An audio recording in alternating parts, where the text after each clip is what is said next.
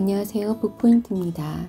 오늘은 유튜브 채널 운영자죠. 심리상담사 으따가 대인관계에서 감정 문제로 힘들어하는 사람들을 위해서 실제 상담 사례를 바탕으로 21가지 고민을 모아서 상담 형식으로 풀어낸 심리 솔루션 에세이 감정은 상처가 아니다를 가지고 왔습니다. 이 책은 제목 그대로 중심 메시지가 감정은 상처가 아니다라는 거예요.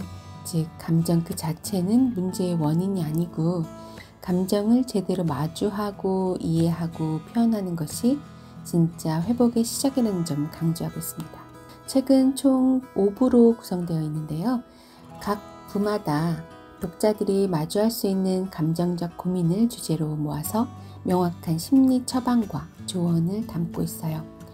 1부는 타인으로부터 나를 지키는 감정의 경계선, 즉 예민함과 타인의 무례함 사이에서 어떻게 건강한 감정의 경계를 세울지 다루고 있습니다.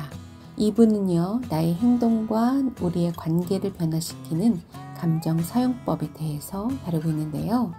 부정적인 감정, 함께 있는 것에 대한 위축감, 또 감정 표현의 어려움 등 다양한 문제에 대해서 실질적인 변화 전략을 제시하고 있어요. 3부는요, 감정이 상처가 되기 전에 라고 하는데 불신, 자책, 이별 등 고통스러운 상황에서 감정이 상처로 이어지지 않도록 조심스럽게 접근하는 방법을 안내하고 있습니다. 4부는 자연스럽게 풀리는 인간관계의 비밀이라고 해서 자존감을 억지로 높이지 않고 단점을 있는 그대로 인정하면서 자연스럽고 편안하게 관계를 맺는 비법을 전하고 있어요.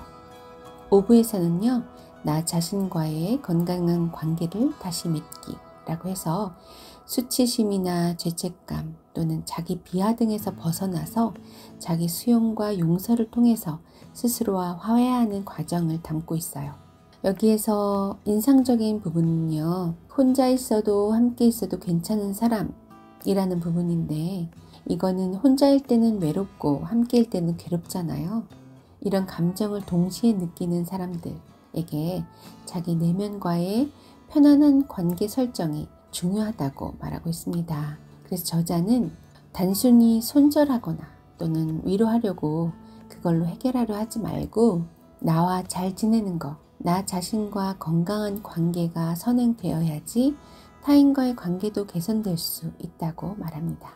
그러니까 감정은 상처가 아니다라는 관점은 감정을 인정하고 표현하는 과정을 통해서 내면의 상처를 다독여 줄 수 있다라는 것이죠. 그래서 구체적인 사례들과 또 바로 적용할 수 있는 그런 전략들이 담겨 있어서요. 나 자신과 다른 사람과의 사이에서 겪는 감정 스트레스, 여기에 실질적인 도움을 주고 있습니다.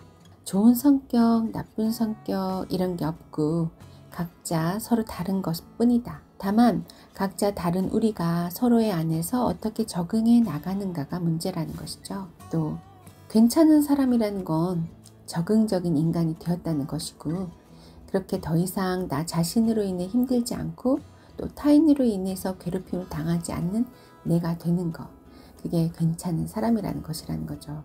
확실히 나이를 먹으면 좀 감정이 조금은 무뎌지죠. 청소년기라든지 20대 때에는 좀 예민한 게 많습니다. 세상에 대해서도 그렇고 내가 느끼는 감정에 대해서도 그렇죠. 배운 만큼 익숙해지고 또 경험하는 만큼 무뎌지기도 합니다. 감정이 상처가 되는 어린 때에는 그걸 모르기 때문에 더 생각이 앞서갈 수 있어요. 내가 느끼는 감정, 또 세상에 대해 받아들이는 그런 감정들이 상처로 남을 수 있다는 것이죠. 그런데 이 책에서는 나를 살피는 거, 그리고 감정을 관찰하는 거, 타인과 인간관계를 맺는 거, 이런 것들에 대해서 다양한 사례를 보여주면서 해결법까지 가르쳐주고 있어요. 그래서 하루의 끝에서 그날 하루를 돌아보면서 굉장히 자기 자신을 괴롭히는 사람들이 있잖아요. 그리고 정말 마음에 들지 않아 이럴 때 있잖아요. 그럴 때 그래도 나는 나름대로 잘 살아가고 있는 것이다 라는 안심을 주는 그런 책이라고 할 수 있습니다. 책의 일부에서는요, 이렇게 말하고 있어요. 상대방의 평가는 상대방 속에서 나온 것이기 때문에 모두 다 내가 그걸 받아들일 필요는 없다.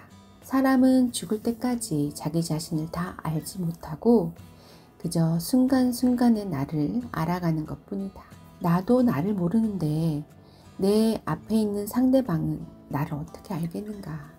그러니 그들이 하는 평가들로부터 나 자신을 지키는 것이 중요하다. 이런 거죠. 또 외롭지 않게 제대로 된 관계를 맺으려면 내 모습 그대로를 살려야 한다는 거예요. 내 모습 그대로 정직하게 살아갈 수 있는 힘, 이 힘을 키우는 게 관건이라는 거죠. 꾸미지 말고 나를 나답게 보여주는 습관을 들이면 우리가 관계가 훨씬 편해질 수 있다고 말합니다.